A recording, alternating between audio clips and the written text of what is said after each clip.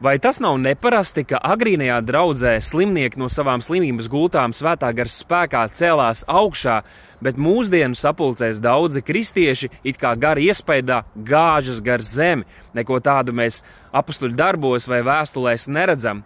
Agrīnajā draudzē draudzes tika brīdināts par atkāpšanos no ticības, kas gaidāms pēdējās dienās, bet šodien tik daudzi ir pilnīgi pārliecināti, ka jānāk milzīgai atmodei un tūkstošiem miljoniem cilvēku vēl jānāk pie ticības. Un, protams, no vienas puses, lai Dievs dod, ka tas tā arī notiek.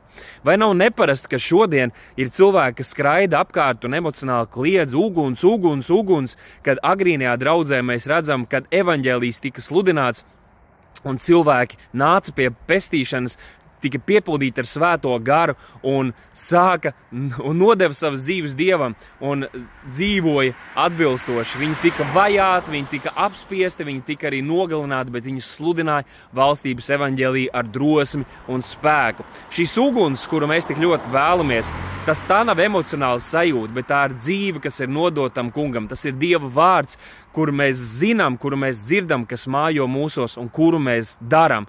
Kādreiz ar prieku, kādreiz ar asarām, bet tā ir dzīve, kas ir nodota tam kungam. Vienkārši interesanti padomāt par šīm lietām.